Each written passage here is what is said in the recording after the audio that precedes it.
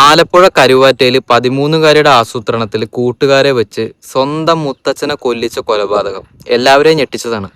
ഈ കേസിൽ direct involve ആയിട്ടുള്ള ആൺകുട്ടികളെ മുതിർന്നവരായി തന്നെ കണക്കാക്കിക്കൊണ്ട് കേസ് മുന്നോട്ട് കൊണ്ടുപോകാൻ പോലീസ് ജൂനിയർ ജസ്റ്റിസിനോട് ആവശ്യപ്പെട്ടിരിക്കുകയാണ്.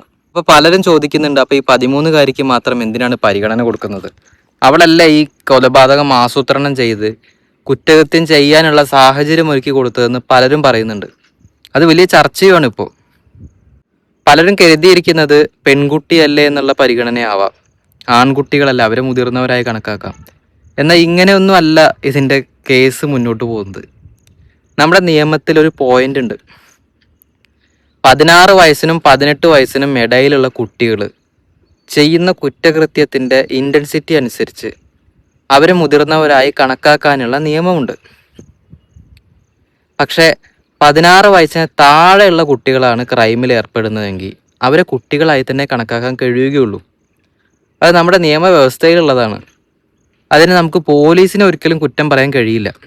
അവർക്ക് ചെയ്യാൻ കഴിയുന്ന മാക്സിമം ചെയ്തു. കാരണം മറ്റവർക്ക് 16-നും 18-നും ഇടയിലാണ് പ്രായം, ഈ ആൺകുട്ടികൾക്ക്. അപ്പം അവരെ മുതിർന്നവരായി കണക്കാക്കാൻ വേണ്ടിയിട്ട് പോലീസിന് നിലപാടെടുക്കാം. അവരത് ആവശ്യപ്പെടുകയും ചെയ്തു. വളരെ നല്ല കാര്യം. ഈ 16 വയസ്സിനും 18 വയസ്സിനും ഇടയിലുള്ളവർക്ക് മുതിർന്നവരായി കണക്കാക്കി ശിക്ഷ നടപ്പാക്കാം എന്നുള്ള ഭേദഗതി വന്നത് തന്നെ 2012 നിർഭയ കേസ്.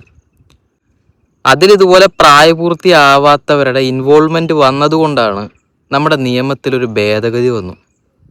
16 വയസ്സ് മുതൽ 18 വയസ്സ് വരെ ഉള്ളവർ ഇനി പ്രായപൂർത്തി അല്ലെങ്കിൽ കൂടി ചെയ്യുന്ന കുറ്റകൃത്യത്തിൻ്റെ ഇൻറ്റൻസിറ്റി അനുസരിച്ച് അവരെ മുതിർന്നവരായി കണക്കാക്കി കേസെടുക്കാം. അന്ന് മുതലാണ് നിയമത്തിൽ ആ ഒരു മാറ്റം വന്നത്. സോ അതിനുശേഷം ഇങ്ങനെ വലിയ ക്രൈമുകൾ നടക്കുമ്പോൾ ആ പ്രായപരിധിയെ പരിഗണിക്കാതെ കേസ് എടുക്കാൻ കഴിയും.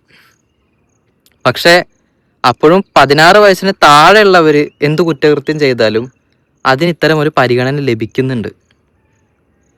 അത് നമ്മുടെ നിയമവ്യവസ്ഥയിലുള്ള ഒരു പോയിന്റും ഒരു ലൂപ്പ് ഹോൾ എന്ന് വേണമെങ്കിൽ പറയാം.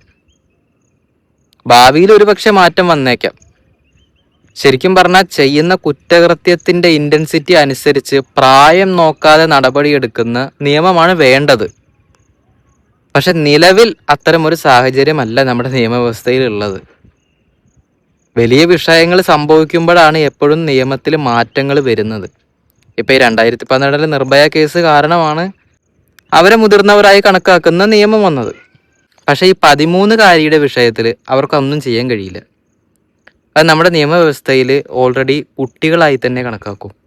അവർക്ക് കഠിനമായ ശിക്ഷയോ പലരും വിചാരിക്കുന്ന പോലെ ജീവപര്യന്തം കഠിന തടവ് അങ്ങനത്തെ ശിക്ഷകളൊന്നും കുട്ടികൾക്ക് കിട്ടില്ല.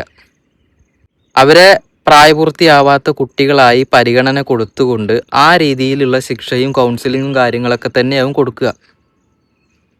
നമ്മുടെ നിയമവ്യവസ്ഥയിലുള്ള ഇത്തരം കാര്യങ്ങൾ ഒരുപാട് ജനങ്ങളെ, സാധാരണക്കാരായിട്ടുള്ള ജനങ്ങളെയാണ് രോക്ഷാകുലരാക്കുന്നത്. കാരണം അവർക്ക് ഇതിൻ്റെ നിയമങ്ങളോ കാര്യങ്ങളോ ഒന്നും അറിയില്ല. അവർ നോക്കുന്നത് ചെയ്യുന്ന കുറ്റകൃത്യത്തിൻ്റെ ആഴമാണ്. 13 വയസ്സുകാരിക്ക് ഇങ്ങനൊരു മൈൻഡ് സെറ്റ് ഉണ്ടെങ്കിൽ അത് തെറ്റല്ലേ എന്നുള്ളൊരു ചിന്താഗതിയാണ് പലരും. അപ്പോൾ അവർക്ക് അങ്ങനെ ശിക്ഷ കിട്ടണം, ഇങ്ങനെ ശിക്ഷ കിട്ടണം എന്നൊക്കെ പലരും പറയുന്നുണ്ടെങ്കിലും നിയമം അനുസരിച്ച് മാത്രമേ കേസ് മുന്നോട്ട് കൊണ്ടുപോകാൻ കഴിയുള്ളൂ. അതിന് നമുക്ക് പോലീസിന് കുറ്റം പറയാൻ കഴിയില്ല.